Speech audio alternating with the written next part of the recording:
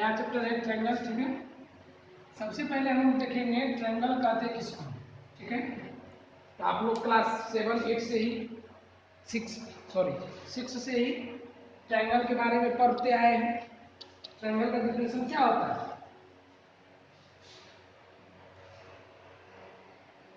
A closed figure bounded by 3 line segments और sides, उसी को हम लोग क्या बोलते हैं? ट्रायंगल बोलते हैं।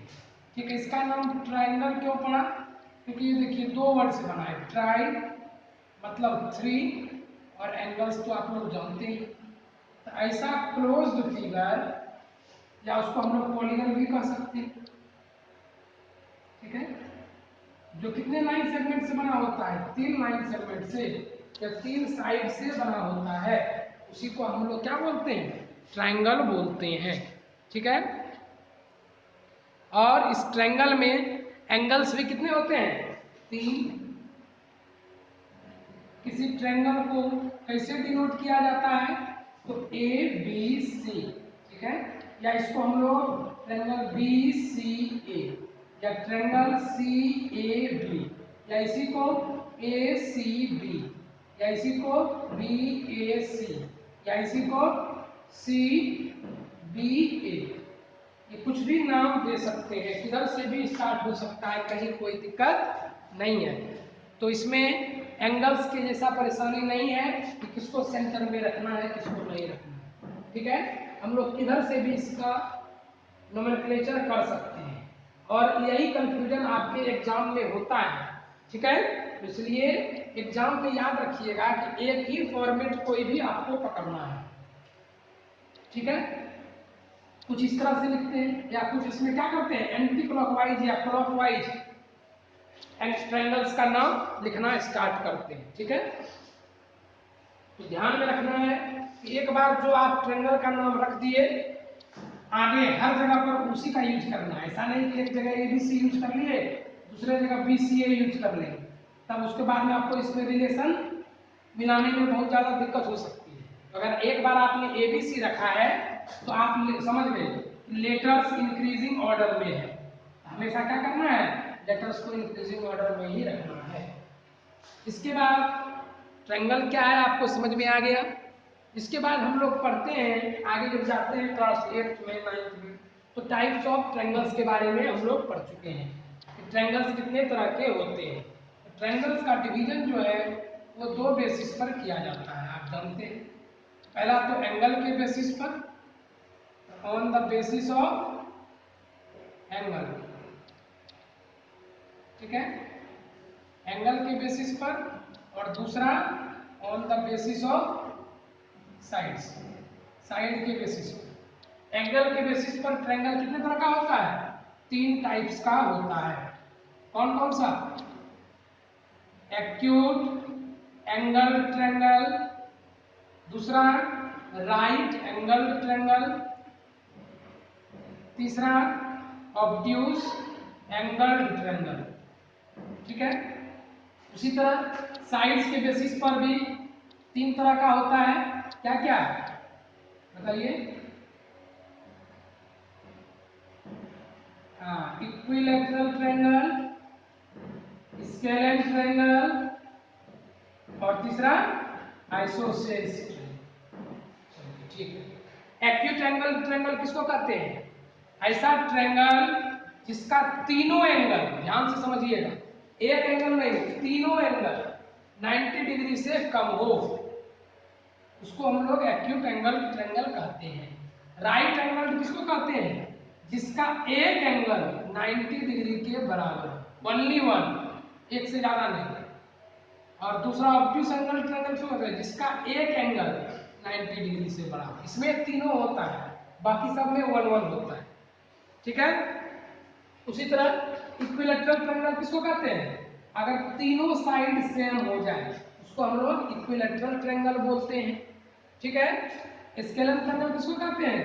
0 साइड अगर सेम हो, एक भी साइड सेम नहीं हो, ऑल साइड्स डिफरेंट हो, उसको हम लोग स्केलेन ट्रायंगल कहते हैं। और आइसोसेल्स ट्रायंगल किसको कहते हैं? अगर 2 साइड सेम हो वैसे ट्रायंगल को आइसोसेल्स ट्रायंगल कहते हैं।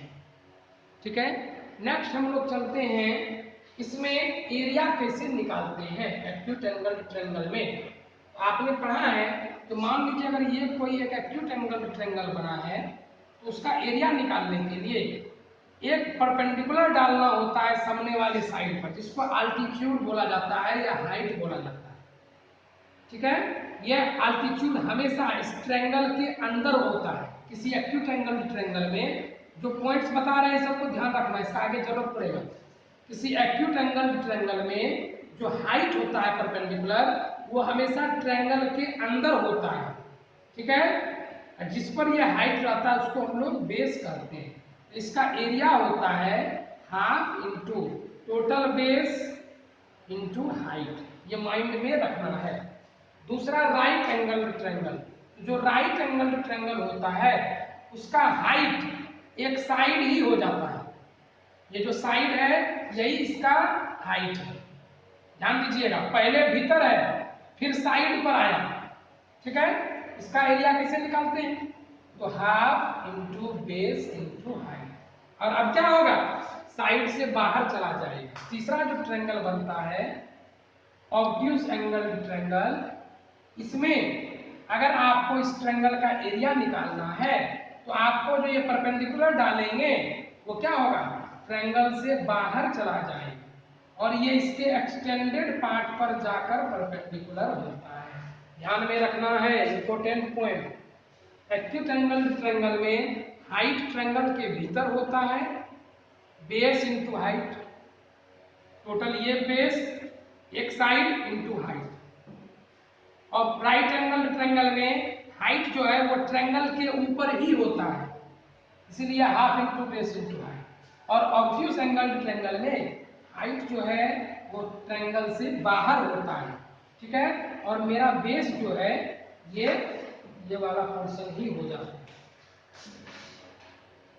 बेस जो है ये मात्र ये वाला पोर्शन रहेगा, इसको बेस में कंसीडर नहीं करेंगे, सिर्फ इतना वाला पोर्शन ही मेरा बेस होगा। और इस ट्रायंगल का एरिया क्या होगा, तो हाफ इंटू ये वाला बेस इंटू बाहर वाला है।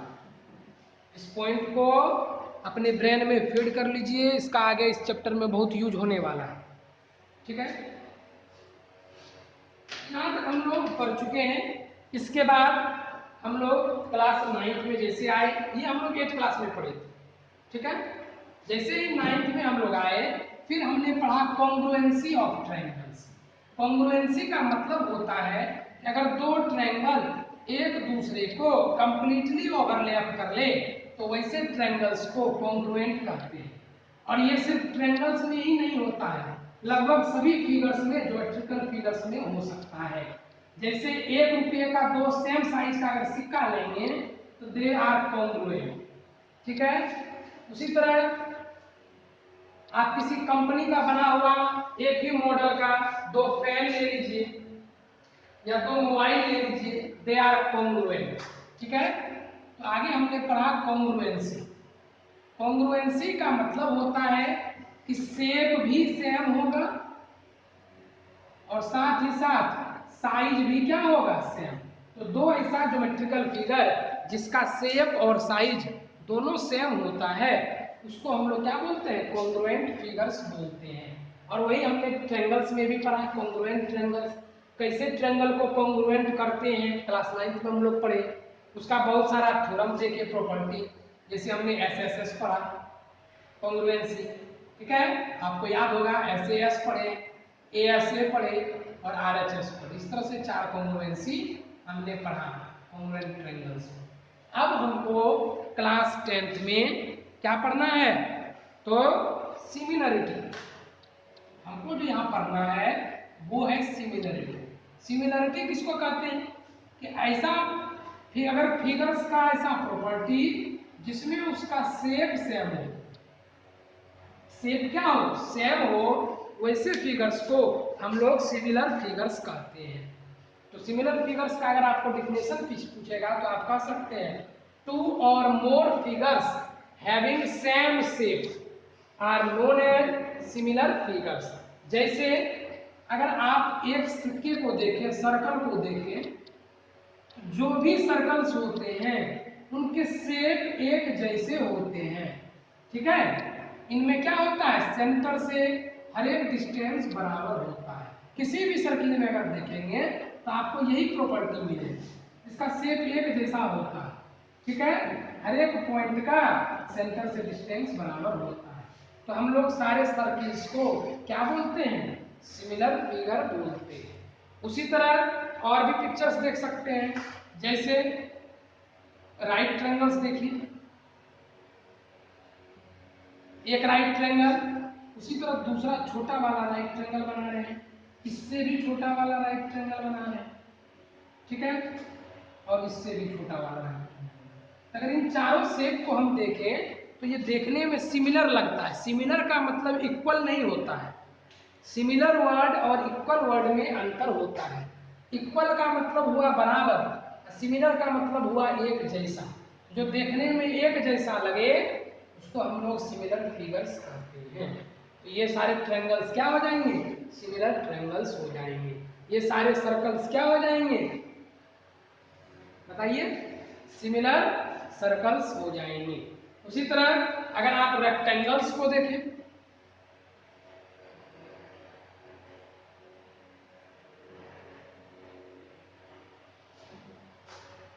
तब हम क्या बोलेंगे, तो अब जाके कंसेप्ट हमारा धीरे धीरे और ब्रॉड होगा कि अब हम लोग अगर सिमिलरिटी को देखें तो हम क्या कर सकते हैं।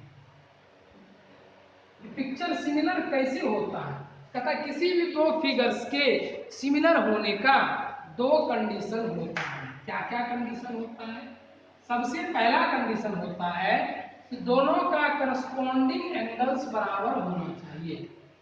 करस्पॉन्डिंग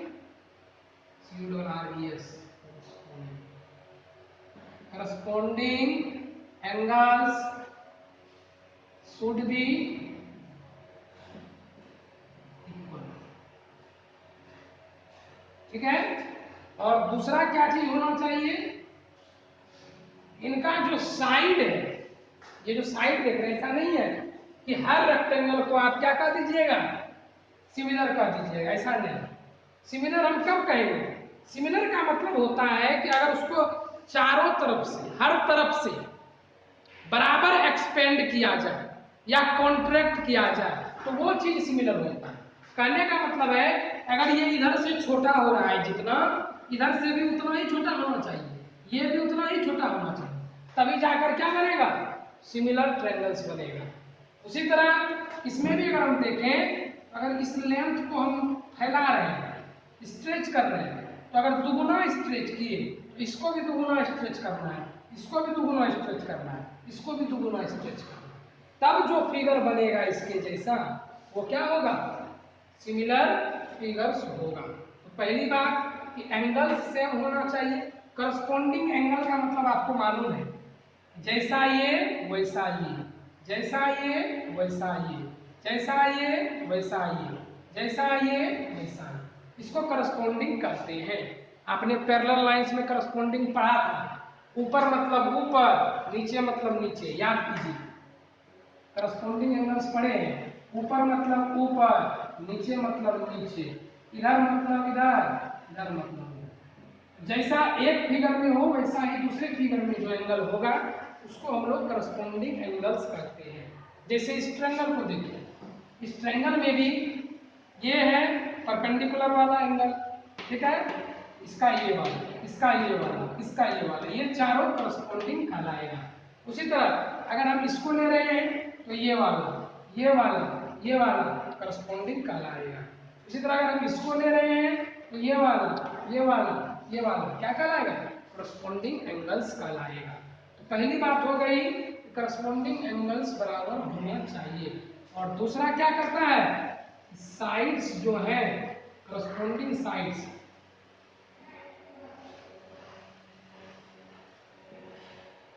करस्पॉन्डिंग साइड्स जो है वो क्या होना चाहिए, प्रोपोर्शनल होना चाहिए। भी इन प्रोपोर्शन बोलिए या प्रोपोर्शनल बोलिए। प्रोपोर्शन किसको कहते हैं आपको मालूम है, प्रोपोर्शन का मतलब होता है दो रेशियो का बराबर होना, यही प्रोपोर्शन कहलाता है। आप पढ़े यहाँ पर क्या करते हैं हम लोग, प्रोपोर्शनलिटी का साइन लगाते हैं। इसका मतलब क्या होता है, A by B equal to C/D। तो कहने का मतलब है कि साइड्स का जो रेशियो है वो क्या होना चाहिए, बराबर होना चाहिए, तभी कोई भी दो फिगर क्या होगा, सिमिलर होगा। जैसे इस साइड और इसका ये साइड ले लीजिए, इन दोनों का जो रेशियो आएगा, अगर इसका रेशियो भी वही आता है, इसका रेशियो भी वही आता है, इसका रेशियो भी वही आता है, तब हम लोग फिगर्स को क्या बोलते हैं, सिमिलर बोलते हैं। उसी तरह इस ट्रायंगल को ले लीजिए, अगर इस साइड से इस साइड का रेशियो, इस साइड से इस साइड का रेशियो, इस साइड से इस साइड का रेशियो बराबर हो, तब हम लोग क्या बोलेंगे, सिमिलर बोलेंगे। तो ये दोनों में से कोई भी एक कंडीशन अगर सेटिस्फाई हो जाता है तो हम लोग पिक्चर्स को या फिगर्स को क्या कहते हैं, सिमिलर फिगर्स कहते हैं। तो हम लोग इस चैप्टर में इसी सिमिलर ट्रायंगल के बारे में या सिमिलर फिगर्स के बारे में पढ़ेंगे। ठीक है, कि कैसे ट्रायंगल्स सिमिलर होते हैं, उनके वजह से क्या क्या प्रॉपर्टी जनरेट होता है। ठीक है, चलिए तो सबसे पहले हम लोग आज एक्सरसाइज 6.1 को जरा देखते हैं। हमने जो कंसेप्ट अभी तक हाँ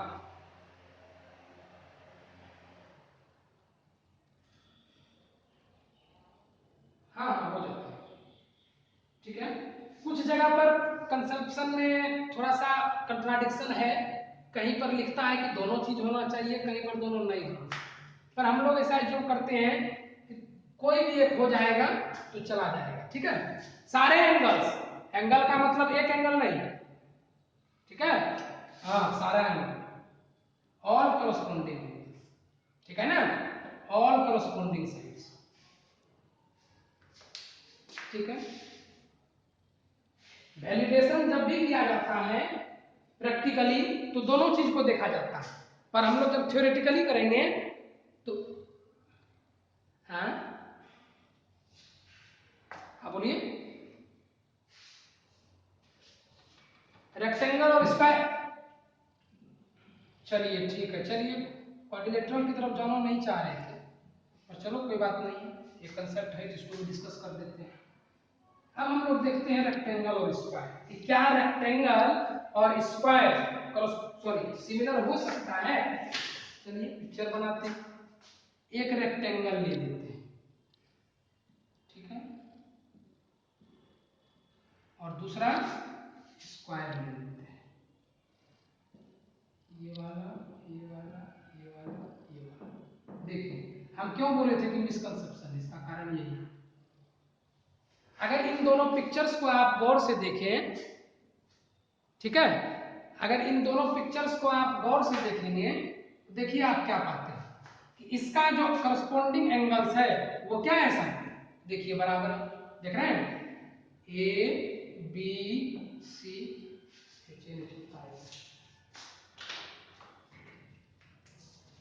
ए B C D, P Q R S. अब इन दोनों फिगर्स को ध्यान से देखिए, ठीक है, तो अगर इस फिगर को हम देखते हैं तो एंगल ए एंगल पी के बराबर है 90 degree, angle B angle Q के बराबर है 90 degree, angle C angle R के बराबर है 90 डिग्री, और एंगल डी एंगल एस के बराबर है 90 डिग्री। तो चारों एंगल्स बराबर है, तो क्या ये दोनों फिगर्स सिमिलर हैं, तो हम लोग बोलेंगे ये फिगर जो है दोनों ये सिमिलर नहीं होता है। इसका कारण क्या है समझिए, क्योंकि हमने आपको जो अभी चीज बताया है, ये जो दो थ्योरम्स हम आपको प्रॉपर्टी बताए, आपने देखा कि वो जितना प्रॉपर्टी है वो हम एक ही फिगर पर वैलिडेट कर रहे हैं। अगर आपने हमारे एग्जाम्पल्स को देखा है तो आपने महसूस किया होगा कि एक सर्किल का कंपैरिजन सर्कल से ही कर रहे हैं, दूसरा पिक्चर में एक राइट ट्रायंगल का कंपैरिजन राइट ट्रायंगल से ही कर रहे थे, और तीसरा जब आप फिगर देखें तो एक रेक्टेंगल का कंपैरिजन रेक्टेंगल से ही कर रहे हैं। ठीक है, इसीलिए हम आपको बोले हमने जो दो थ्योरम बताया उसका एक फॉर्मूला पर भी वैलिड हो जाता है, लेकिन कब होता है याद रखना है, जब ज्योमेट्रिकल फिगर क्या हो, सेम हो, ठीक है, अगर रेक्टेंगल का रेक्टेंगल से कंपैरिजन करेंगे तब, इसीलिए बोले कुछ बुक में ऐसा लेटर लिखा है, दूसरे बुक में ऐसा लिखा है कि एंड या और, दो वर्ड होता है। जो हमने दो रूल्स आपको बताया, कहीं बुक में एंड लिखा हुआ है दोनों में, कहीं लिखा हुआ है वन और टू। इसका समझना है दोनों चीज एक ही बोलता है। ये किस लिए बोलता है? ये बोलता है किसी भी फिगर्स के लिए, डिफरेंट फिगर्स हो सकता है। और ये किसके लिए बोलता है? सेम टाइप ऑफ फिगर्स के लिए बोला जाता है। ठीक है, इसलिए हम जो आपको एग्जांपल दिए थे उसमें भी आप देखे होंगे, सारा राइट ट्रायंगल हम बनाए, सारा रेक्टेंगल हम बनाए, तो जब भी फिगर एक ही होगा तब तो ये हम लोग बोलते हैं।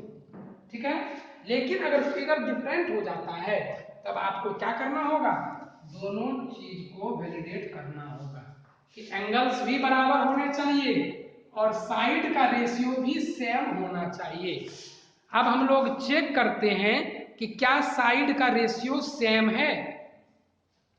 तो आप जानते हैं ये एक स्क्वायर है, ठीक है, स्क्वायर का सब साइड बराबर होगा। तो मान लीजिए 5 5 5 5, सब साइड 5 सेंटीमीटर, कुछ भी मान सकते हैं, कहीं कोई दिक्कत नहीं। और एक रेक्टेंगल ले लेते हैं, इसका एक साइड हम 3 मानते हैं, तो दूसरा साइड कुछ ना कुछ अलग होगा, आप जानते हैं ये 2 होगा, ये 2 और ये 3। ठीक है, ऐसा ही होता है रेक्टेंगल में, अपोजिट साइड इक्वल होता है। अब हम लोग करस्पॉन्डिंग साइड्स का रेशियो निकालते हैं, AD अपॉन PQ। क्या आ रहा है? तो 3/5 आ रहा है। दूसरा साइड का निकालते हैं, BC अपॉन QR।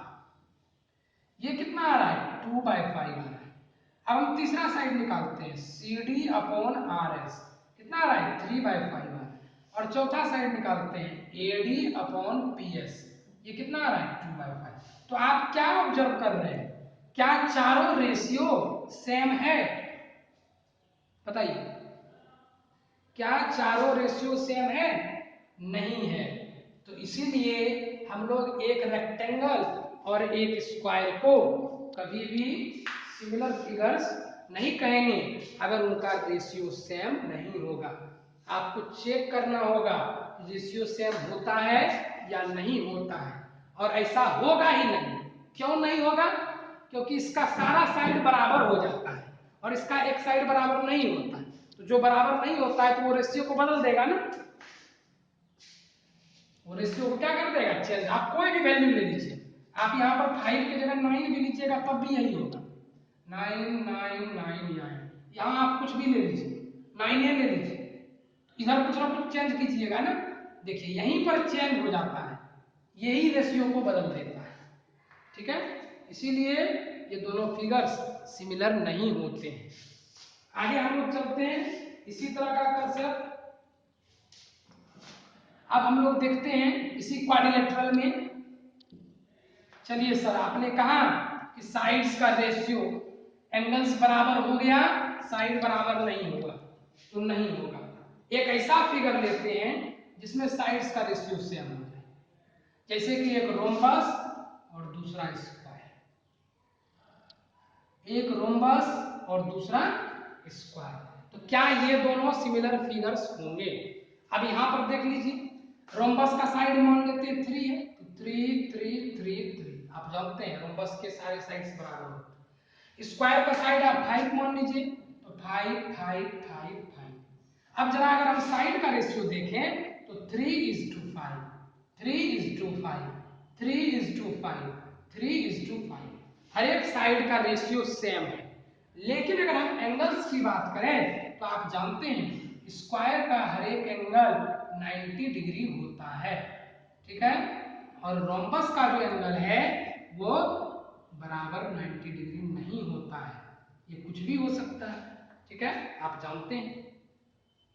ठीक है, ये इसके पैरेलल है, अगर ये मान लीजिए 60 डिग्री है तो ये 120 डिग्री होगा, ये 120 है, ये 60 होगा, ये 60 है, ये 120 होगा।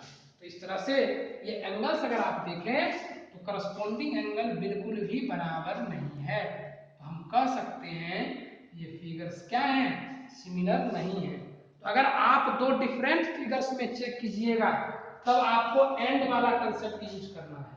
और अगर दो सिमिलर फिगर्स में सेम फिगर्स में चेक कीजिएगा तो आप और वाला कंसेप्ट यूज कर सकते हैं, कहीं कोई दिक्कत नहीं है। ठीक है, अब हम लोग जरा सर्किल्स को देख लें। सर्किल्स को देख लें तो सर्किल जो है जितने भी हैं वो सारे सर्किल्स क्या होते हैं, सिमिलर होते हैं। क्यों? इसका कारण क्या है कि मान लीजिए ये रेडियस r1 है, 3 है, तो ये रेडियस 2 है, ये रेडियस 4 है, ये रेडियस 5। ठीक है, तो अगर इन फिगर्स को देखेंगे तो अगर इसी को थोड़ा सा रेडियस 4 एक्सपेंड कर दिया जाए, 1 मीटर अगर रेडियस एक्सपेंड कर दिया जाए तो ये हर तरफ से 1 मीटर बढ़ जाएगा और ऐसा ही पिक्चर बन जाएगा। उसी तरह इसको अगर 1 मीटर कम कर दिया जाए रेडियस तो ये छोटा फिगर बनेगा, यही फिगर को रिपीट कर जाएगा। इसीलिए हम लोग सर्कल्स को क्या बोलते हैं, सिमिलर फिगर्स कहते हैं। किसी को कोई दिक्कत? चलिए अब हम लोग एक्सरसाइज स्टार्ट करें। चलिए तो एक्सरसाइज 6.1 स्टार्ट करते हैं। बुक सामने में रखिए, कंसेप्चुअल क्वेश्चन है, बस आपको जवाब देना है इसके ऊपर full. All circles are congruent similar, क्या होगा ऑप्शन बताइए। हाँ, कॉन्ग्रुएंट आप नहीं कर सकते हैं। कॉन्ग्रुएंट का मतलब होता है एकदम ओवरलैप कर लेना चाहिए, लेकिन आप जानते हैं सर्कल बड़ा छोटा हो सकता है तो ये ओवरलैप नहीं करेगा। ठीक है, तो हम लोग बोलेंगे सर्कल्स सिमिलर होते हैं, कॉन्ग्रुएंट नहीं होते। और स्क्वायर्स आर, बताइए जितने भी स्क्वायर्स हैं हाँ सिमिलर होंगे। सेम कंसेप्ट, थोड़ा बड़ा स्क्वायर बना देते हैं तो इसमें क्या होगा, अगर आप गौर से देखें तो ये इसको ओवरलैप नहीं करेगा। ओवरलैप नहीं करेगा तो कॉन्ग्रुएंट नहीं हुआ, और अगर कॉन्ग्रुएंट नहीं हुआ तो दो ही ऑप्शन हमको दिया हुआ है, हम सीधा बोलेंगे सिमिलर। या आप इसको प्रूव भी कर सकते हैं, ये भी स्क्वायर है तो इसका भी सब एंगल 90, ये भी स्क्वायर है तो इसका भी सब एंगल 90, तो करस्पॉन्डिंग ऑटोमेटिक बराबर हो गया। और दूसरा, अगर एक साइड 5 तो सब 5, अगर एक साइड 8 तो सब 8, तो सब का रेशियो 5:8, 5:8, 5:8, 5:8। तो हम लोग इसको क्या बोलेंगे, सिमिलर बोलेंगे। नेक्स्ट क्वेश्चन देखिए, all dash triangles are similar. कौन से ट्रायंगल सिमिलर होते हैं, हाँ इक्विलैटरल। तो जब भी ट्रायंगल्स की बात होगी तो सारे एंगल्स बराबर होने चाहिए, ये इसके बराबर, ये इसके बराबर और ये इसके बराबर। ऐसा किस ट्रायंगल में होता है, तो इक्विलैटरल ट्रायंगल में, क्योंकि हम जानते हैं इक्विलैटरल में हर एक एंगल 60 डिग्री होता है और हर साइड भी बराबर होता है, ए ए ए, बी बी बी, तो ये रेशियो हमेशा a/b आएगा। तो हम लोग बोलेंगे सभी इक्विलैटरल। कहने का मतलब है रेगुलर पॉलीगन बन रहा है। देखिए रेगुलर पॉलीगन किसको कहते हैं, सेम साइड्स। आप पढ़ें, रेगुलर पॉलीगन का मतलब होता है सब साइड बराबर हो, सब एंगल बराबर है, उसी फिगर को हम लोग रेगुलर पॉलीगन कहते हैं। तो जितने भी रेगुलर पॉलीगन हैं वो सिमिलर होते हैं। रेगुलर पॉलीगन में स्क्वायर आता है, 3 वाले में ट्रायंगल आता है, 5 वाले में रेगुलर पेंटागन आता है, 6 वाले में रेगुलर हेक्सागन आता है। ये सब रेगुलर पॉलीगन है। 1 का 4, 2 polygons of the same number of sides are similar if their corresponding angles are equal, and their corresponding sides are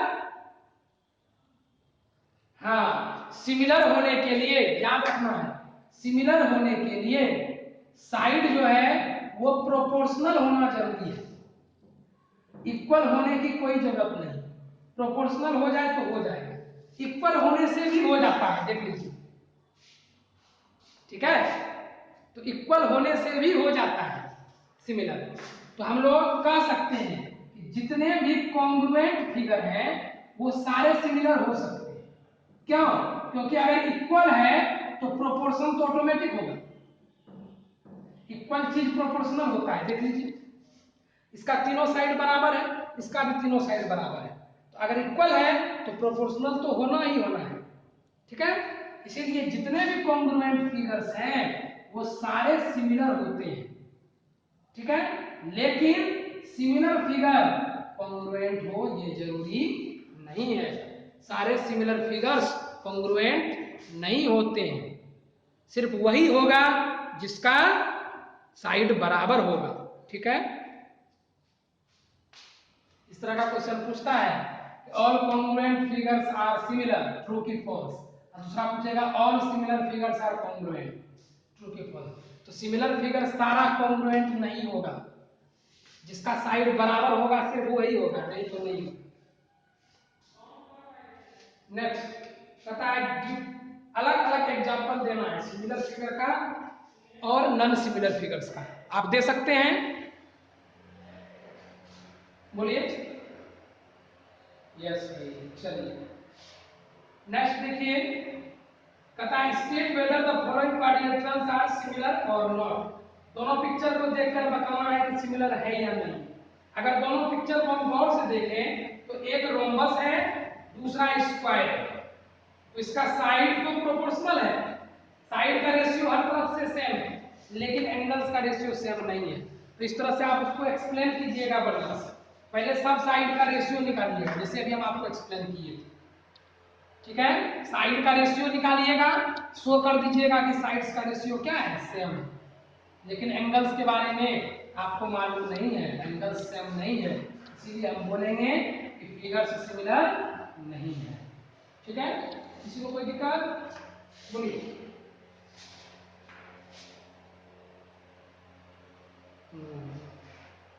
चलिए नेक्स्ट हम लोग अब आते हैं ट्रायंगल्स के सिमिलरिटी में। ठीक है, तो ट्रायंगल्स के सिमिलरिटी के लिए हमने आपको बताया दो चीज होता है, साइड्स सेम हो जाए, सॉरी एंगल सेम हो जाए और साइड्स का रेशियो बराबर हो जाए।